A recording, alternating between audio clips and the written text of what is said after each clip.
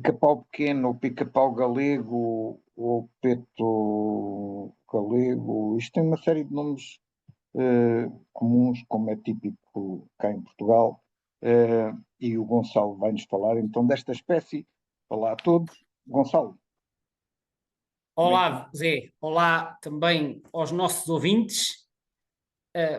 E hoje temos a conversa número 241. Eu, no final da conversa anterior, disse que a seguir viria um pica-pau e possivelmente alguns ouvintes terão adivinhado que seria um isto. Porque nós, pica-pauzinho.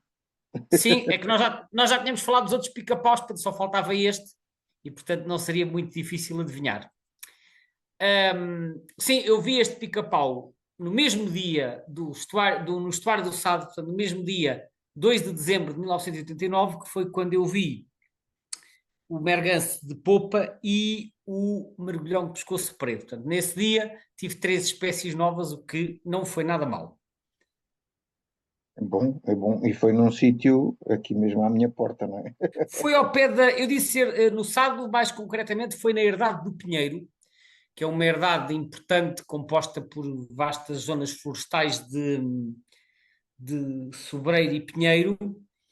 Hoje em dia o acesso a essa zona é muito mais restrito, mas naquela altura, em 1989, o acesso era mais ou menos livre porque os caminhos não tinham portões. E então eu, desde que conheci essa zona, gostava de visitar essa área e foi numa dessas visitas, quando fui então com o meu tio, que ao parar perto lá de umas lagoasitas que existem a caminho da aldeia do Pinheiro, dei lá uma voltinha e encontrei um pica-pau galego numa árvore mesmo por cima de mim. Aliás, é uma curiosidade deste pica-pau, é que ele se deixa muitas vezes observar a pequena distância, já em imensas vezes calhou eu estar debaixo da árvore onde ele está, e ele 5 ou 10 metros por cima da minha cabeça, ali entretido a picar nos troncos, sem me ligar nenhuma. Isto não acontece com os outros dois pica-paus, portanto, com o malhado e com o verde. Mas com o galego, vá-se lá saber porque eles são extremamente confiantes e, portanto, muitas vezes deixam-se aproximar e não se incomodam nada com a presença de pessoas. E foi nessas circunstâncias que eu o observei. Mas eles gostam de andar assim lá mais para as copas das árvores, não é? Sim, andam nas copas. Eu, se a memória não me falha, neste caso foi num sobreiro, e os sobreiros, embora às vezes possam ter uma copa larga, não são árvores especialmente altas. Pode haver alguns maiores, mas tipicamente não são. E, portanto, eu vi a árvore relativamente perto. E é preciso dizer que nesta altura, em 1989, este pica-pau era relativamente escasso em Portugal. E eu já tinha perguntado a alguém onde é que se via, e já me tinham dito que no Sado eram vistos com alguma regularidade, mas é alguma, porque de facto não havia assim muitos avistamentos. Esta espécie era realmente escassa em Portugal, coisa que hoje não acontece porque houve uma expansão muito, muito expressiva. Sim, mas continua a ser uma espécie que não se vê com muita facilidade, apesar de tudo, não é? Porque eles Uh, não só não, a densidade não é muito elevada, como eles também são, portanto, andam lá muito por cima nas copas das árvores, não se deixam ver com muita facilidade. É verdade, ele tem hábitos discretos, sem dúvida, mas o que eu queria dizer é que houve uma enorme expansão, enorme mesmo, e hoje, embora não seja abundante, eu já não usaria o termo escasso para descrever esta espécie, usaria talvez a designação pouco comum, porque repara, no primeiro Atlas, que foi feito na década de 80, esta espécie só foi detectada em 16 quadrículas, ok? Só em 16. No segundo, assim a olho, é certo que no segundo depois a malha foi um pouco mais pequena, mas ainda assim no segundo Atlas eu acho que deve ter passado para perto de 200 ou 250 quadrículas e no terceiro Atlas provavelmente já se aproxima das 500. Portanto, é certo, como disse, que a malha é mais reduzida, mas ainda assim a expansão foi enorme. E em 1989 era relativamente raro encontrar esta espécie. E hoje em dia não é o caso. Se a pessoa for dar uma volta numa área florestal, numa região onde a espécie ocorra, eu diria que tem uma probabilidade bastante razoável de encontrar um ou dois. Uhum. Tipicamente, árvores folhosas, não é? Portanto, Sim, sim. Este pica-pau parece estar muito mais ligado às árvores autóctones do que os outros pica-paus. O pica-pau malhado e o pica-pau verde aparecem também com frequência em Pinhal, mas o pica-pau galego não. Eu já vi o pica-pau galego em Pinhal, mas não é nada frequente. Eles preferem os montados de sobre ou de azinho, as matas ribeirinhas, que são aquelas galerias que existem ao longo das linhas de água, por exemplo, com freixos, chopos ou amieiros, e depois no norte alentejano e na beira aparecem também em carvalhais ou em soltos, que são plantações de castanheiros. E depois Uhum. também noutro tipo de arvoredos. Portanto, eles são bastante ecléticos, mas, como eu disse, não gostam tanto de resinosas e preferem as chamadas folhosas, que são aquelas árvores de folha mais larga. Esta tendência de expansão não é só para Portugal, não é? Aqui a nossa vizinha Espanha também está. Sim, sem dúvida. Em Espanha acontece mais ou menos o mesmo. Houve uma expansão muito significativa. Aliás, é o normal que quando há uma expansão em Portugal, também há uma expansão em Espanha. E quando há uma diminuição de um lado, também há uma diminuição do outro. Há exceções, mas não Mas é aqui, essa a regra.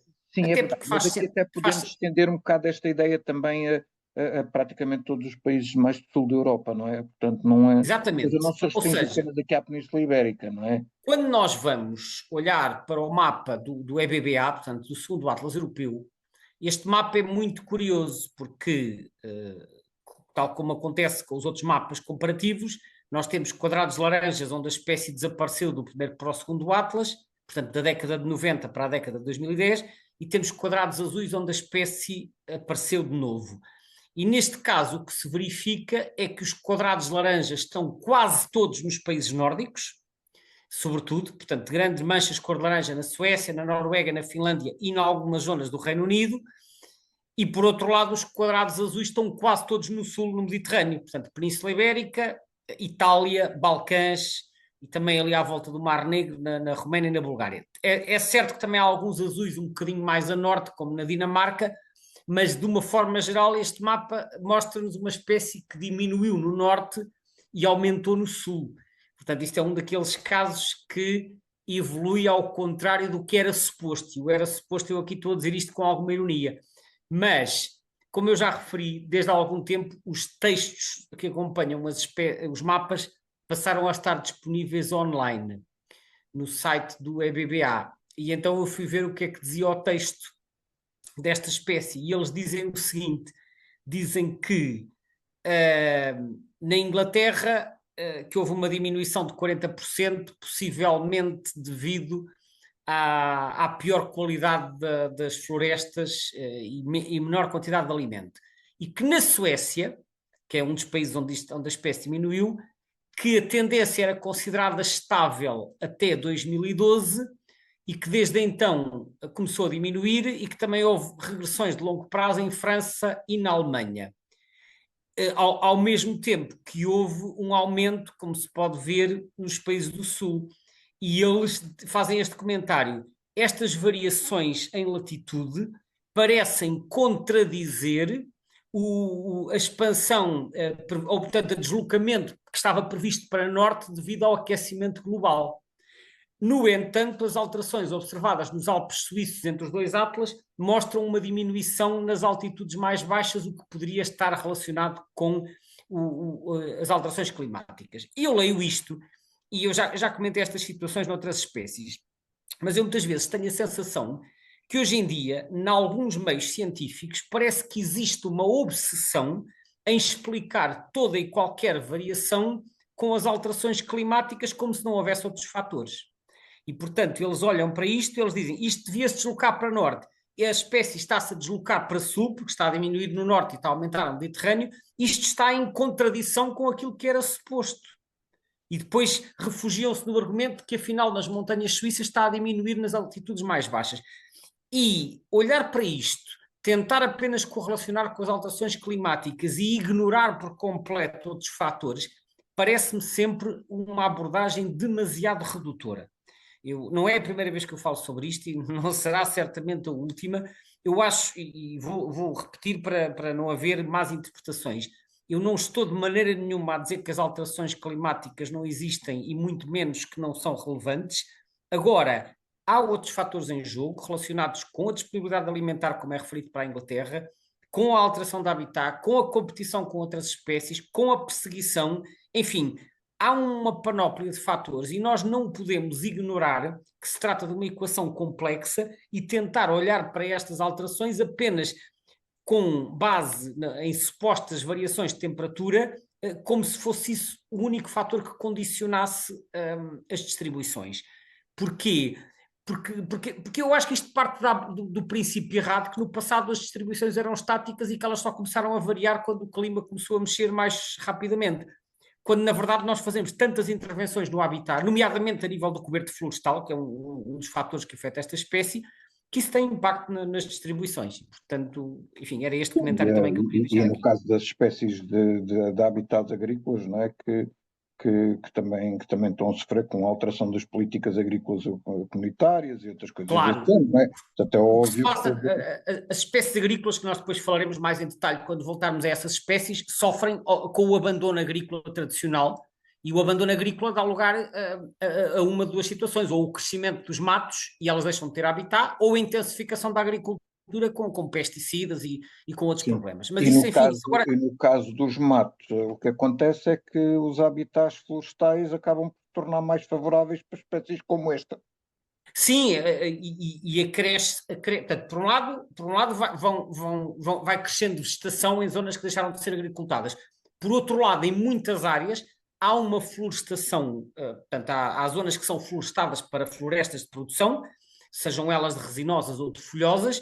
É certo que as florestas de produção às vezes não se deixam crescer durante tanto tempo, porque são feitos cortes, mas também, por exemplo, em Portugal, eu não conheço tão bem a realidade noutros países, mas em Portugal nós sabemos que há imensas matas que estão abandonadas, portanto, o abandono do mundo rural, portanto, quando há menos gente a viver nas aldeias, etc., não se reflete apenas no abandono de pequenos agrícolas, mas reflete-se também no abandono da gestão florestal. Isso havendo terrenos florestais abandonados, o que é que vai acontecer? A madeira vai crescendo, portanto, as árvores vão crescendo, a madeira, em muitos casos, começa a apodrecer e, ao apodrecer, atrai mais insetos, começa a ser mais fácil de perfurar e, se calhar, até é mais favorável para os pica-paus, porque os pica-paus não gostam muito de árvores novas que são menos esburacadas e, se calhar, são mais difíceis de perfurar. Eles gostam muito de árvores velhas.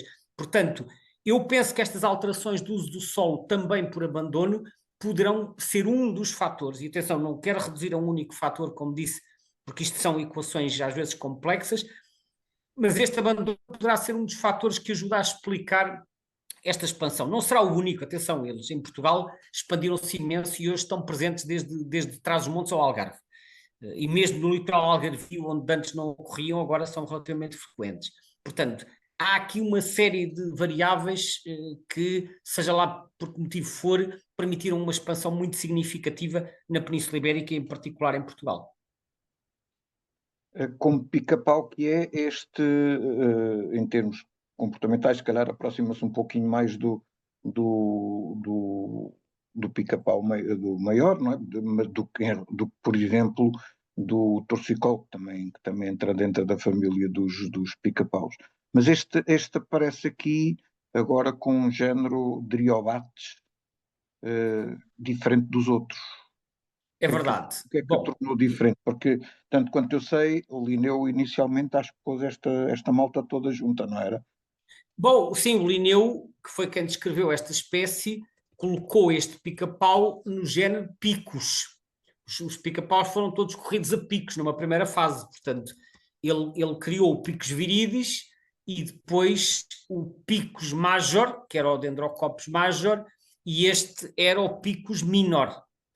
Era o nome que era dado a este pica-pau, certamente por ser muito pequeno. E então, aliás, portanto, estes três pica-paus foram descritos pelo Linneu na sua primeira obra, que foi no Sistema Natura.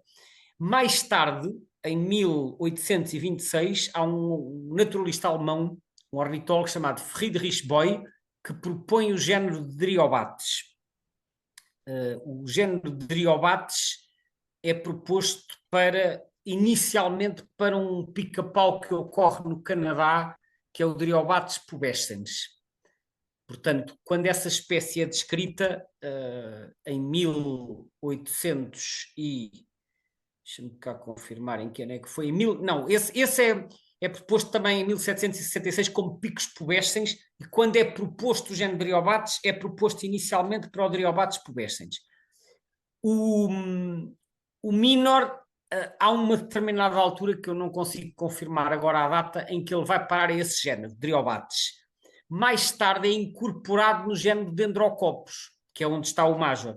E quando eu comecei a ver aves nos anos 80, eu conhecia este pica-pau galego como Dendrocopos minor. Foi assim que eu aprendi. Portanto, eu não tenho a história completa destas alterações de género, porque às vezes até há outros sinónimos pelo meio. Por exemplo, eu vejo no Birds of the World que outro sinónimo que já foi usado para este género é Hiloscopos, ou então Tridactilia. Portanto, ao longo dos séculos, dos 2 séculos e meio que já levamos disto, já foram sendo propostos novos géneros. A determinada altura, há cerca de 10 anos, se deve ter sido publicado um trabalho que propõe a separação do género Dryocopos e a transferência deste minor e do pubescens e de outros para o género Dryobates. E nessa altura, de facto, vai-se recuperar um género que já existem. Não se vai propor um novo género. Ou seja, quando se separa em 2 ou mais espécies um género e essa espécie que está a ser separada no passado já esteve classificada num género diferente, faz-se aquilo que na taxonomia se designa por ressuscitar o género. Portanto, o género estava defunto, tinha sido abandonado, mas ele vai ser ressuscitado ao abrigo da regra de prioridade, porque ele já tinha sido proposto, e se considera que esse género faz sentido existir, ele vai ser ressuscitado, e então o Dryobates foi... Portanto, o pica-pau galego foi recolocado no género de Dryobates. Isto tem a ver com as regras de classificação das espécies.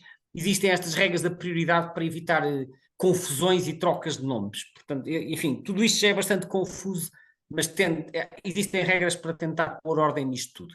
Portanto, atualmente temos este nome Dryobates minor, que eu já agora aproveito para explicar o que é que significa. Minor é mais ou menos intuitivo, porque é uma palavra que significa pequeno, né? Significa menor. Aliás, em espanhol, o nome desta espécie é pico menor, portanto, é o pica-pau menor ou o pica-pau mais pequeno. Dryobates é uma palavra composta que vem do grego e tem 2 componentes, 2 elementos. O primeiro é drio, ou drus, que significa árvore, e o segundo é bates, que significa caminhante, vem de bateu, que é caminhar. E então isto significa aquele que caminha pelas árvores. E este nome é bastante feliz, porque efetivamente este pequeno pica-pau, às vezes, em vez de estar agarrado aos troncos principais, está ali nos troncos laterais, naqueles ramos laterais, que já são quase horizontais, e ele lá vai caminhando por ali fora. Portanto, ele não está a saltitar, vai andando pelos ramos, e então caminhante das árvores é um nome que eu acho bastante feliz, na medida em que descreve bem o comportamento desta espécie. É uma espécie que tem um número interminável de subespécies. São imensas, são 11. São 11. O pica-pau galego distribui-se por uma vasta área da Eurásia. Vi também uma referência a 13, mas imagino que isso sejam os tais problemas Uma referência a quê? Não a percebi. 13 subespécies. 13. Mas, Isto vai variando porque, pois é isso, é isso. repara, nós já falámos que às vezes há casos de espécies em que as autoridades não se entendem se são espécies distintas ou não. Portanto, o limite entre espécies já é muitas vezes discutível. Entre subespécies, então, nem se fala, porque as diferenças entre... Claro, as Mas é diferenças assim, entre... já aconteceu no passado falarmos de espécies como esta é um bocado sedentária, diria eu, Esta é. e já falámos também que o facto destas espécies mais sedentárias têm um bocado essa tendência para acabar por desenvolver características específicas em determinadas regiões e darem aso a esta questão da proliferação das subespécies, não é? Claro, porque como eles se movimentam muito pouco, aliás, o que eu verifiquei no Birds of the World é que eles podem fazer alguns movimentos só nas populações mais setentrionais. Nas populações a norte, essas podem ser parcialmente migradoras e às vezes podem fazer irrupções, mas não é sempre. São parcialmente migradoras. Agora, no centro e no sul da área de distribuição, eles de facto são principalmente sedentários, mexem-se pouco, e o que isto significa é que depois já na prática não há nenhuma troca genética entre populações distantes e que acabam por evoluir separadamente. O pica-pau galego tem uma área de distribuição vastíssima, que vai desde a Península Ibérica até ao extremo Oriente, para lá da China, portanto vai até à Coreia do Norte e depois à ilha de Sakhalin na Rússia e à Península de Kamchatka, portanto é quase no Estreito de Bering, e atravessa toda a Ásia Central, ocorre em toda a Europa, vai à Turquia, ao Cáucaso, ao Irão e até ao norte da África, que tem uma população ali na Argélia. E, portanto, há de facto 11 subespécies, de acordo com o Birds of the World, e é engraçado que eles têm imagens de algumas delas, e assim, numa rápida inspeção visual, nós notamos diferenças bastante óbvias, pelo menos olhando para os desenhos. Por exemplo, algumas são mais amareladas por baixo, enquanto que outras são brancas com riscos e outras são brancas sem riscos. Por exemplo, aquela que está na parte mais oriental da Rússia, na península de Kamchatka, que é o Dryobates minor kamchatkensis, e esse é mesmo branquinho por baixo e também tem uma mancha branca no dorso que os outros não têm. Há outros que de facto são assim mais beges. Portanto, estas variações na plumagem refletem uma evolução distinta entre populações que há muito tempo deixaram de estar em contacto. Em Portugal temos a subespécie Dryobates minor buturlini, que se distribui essencialmente pela orla do Mediterrâneo, portanto, Península Ibérica, sul de França, Itália, até à Roménia, Bulgária e norte da Grécia, e Buturlini é um nome que homenageia um zoólogo russo que foi o doutor Sergei Alexandrovich Buturlin, que foi um explorador que fez observações na Sibéria. E, portanto, nós não temos a subespécie nominal, porque a subespécie nominal, como é bom de ver, ocorre no norte da Europa, dado que, como eu já disse, ele foi descrito pelo Linneu inicialmente e, portanto, presumivelmente terá sido ao pé de casa, e então considera-se que a subespécie que ocorre na Suécia, por ser aquela que foi descrita em primeiro lugar, é a nominal. Mas há mais subespécies a ocorrer aqui na zona da Europa, não é? Portanto, eu tenho Ou ideia que seja, ainda, se calhar metade delas, não? sim, temos o Cominutus na Grã-Bretanha, temos o Hortorum no centro e leste de França, Polónia, Suíça, Hungria e norte da Roménia, temos o Buturlini, que eu já falei, temos o Minor Minor, que é o nominal na Escandinávia, norte da Europa e depois para leste até aos Montes Urais. E depois ainda temos o Danfordi no resto da Grécia, sem ser no norte, e na Turquia. Portanto, temos assim ao olho, parece que temos umas 5 na Europa, temos uma no norte da África, que é o Ledossi, e depois as restantes 5 serão na Ásia. Uhum. Há pouco chamaste de caminhante das árvores. Isso tem a ver um pouco também com a alimentação deste pica-pau, que é assim um bocadinho também fora do normal face ao pica-pau grande. Ou seja, nós normalmente estamos habituados à ideia de que eles andam a tamborilar nas árvores para comer essencialmente larvas e outros bichos que crescem na casca das árvores ou mesmo na lenha. Mas este não recorre exclusivamente a esse tipo de alimentação.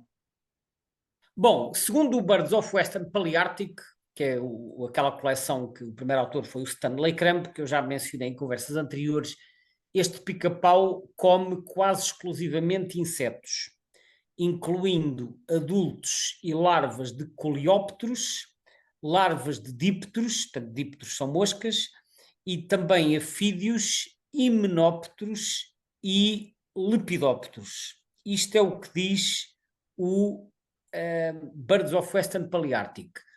O Birds of the World também fala que come, sobretudo, pequenos insetos e que no verão são, sobretudo, lagartas, afídeos, formigas carochas e outros artrópodes que andam à superfície, incluindo dípteros e aranhas. E às vezes, inclusivamente, pequenos caracóis. E que no inverno se volta sobretudo para as larvas, incluindo aquelas que vivem por baixo das cascas das árvores.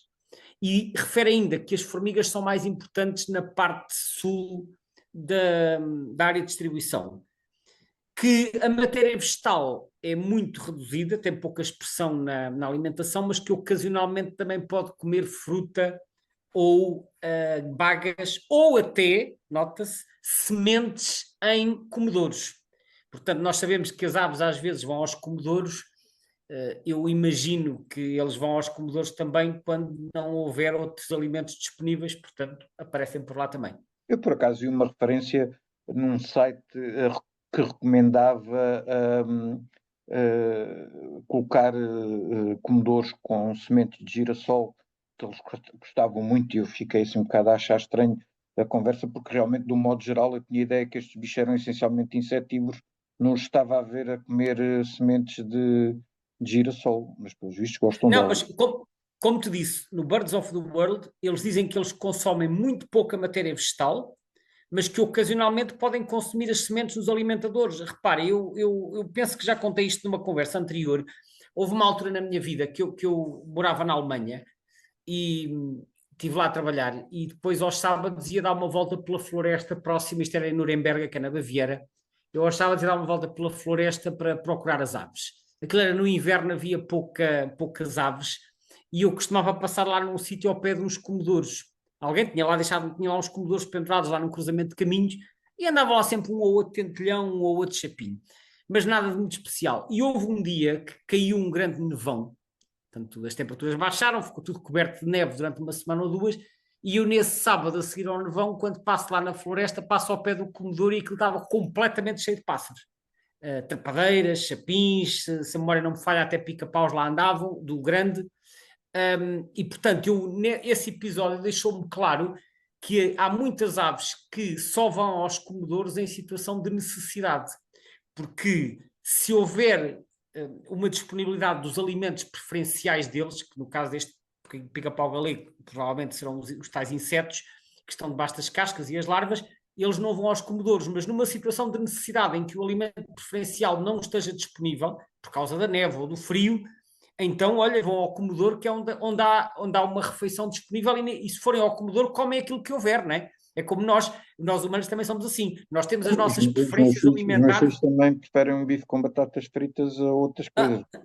Não, claro, repara, eu também costumo dizer, nós também temos as nossas preferências alimentares e até sabemos o que é comida mais saudável e menos saudável. Mas numa situação em que estamos cheios de fome e a única refeição que há disponível é um junk food, como se costuma dizer, epá, nessa situação nós comemos o junk food uma vez para não morrer à fome. Não fazemos disso um hábito, ou pelo menos não será a opção mais saudável, mas numa situação de necessidade nós temos que ser um bocadinho mais abertos às opções que existem, porque caso contrário não nos vamos conseguir alimentar. E eu julgo, daquilo que eu tenho observado, que com muitas espécies de aves acontece a mesma coisa. Elas têm as suas preferências, mas numa situação de necessidade em que elas precisam de se alimentar, se a única opção que houver disponível é aquilo que está no comedouro, elas vão ao comedouro. E é assim que eu interpreto esta história deles às vezes irem nos comedouros. E pronto, acho que hoje vamos ficar por aqui, que já não temos assim tempo de estar aqui com mais temas. Por acaso é uma ave espetacular, eu também já tive a oportunidade de a ver várias vezes. É uma boa para procurar. Existe algum recurso online disponível sobre esta espécie ou sobre os pica-paus em geral? Existe sim um webinário que foi feito em fevereiro de 2025 chamado Já Conhece o Pica-Pau Galego e que desenvolve um bocadinho mais estes aspectos de que aqui estivemos a falar e que permite conhecer melhor quer as características da ave, que hoje não falámos muito, quer a situação e a tendência nos vários países europeus e que ajudam a entender melhor estes aspectos. Obrigado, Gonçalo. Obrigado a todos que nos ouviram e despedimos até à próxima conversa. Não queres deixar Obrigado, nenhuma Zé. dica do que é que vem a Sim, seguir? sim. Posso até dizer que as próximas 3 conversas vão ser sobre gaivotas. Portanto, Fica aqui desde já a dica para aqueles que gostam mais desse grupo de aves. E por aqui me fico.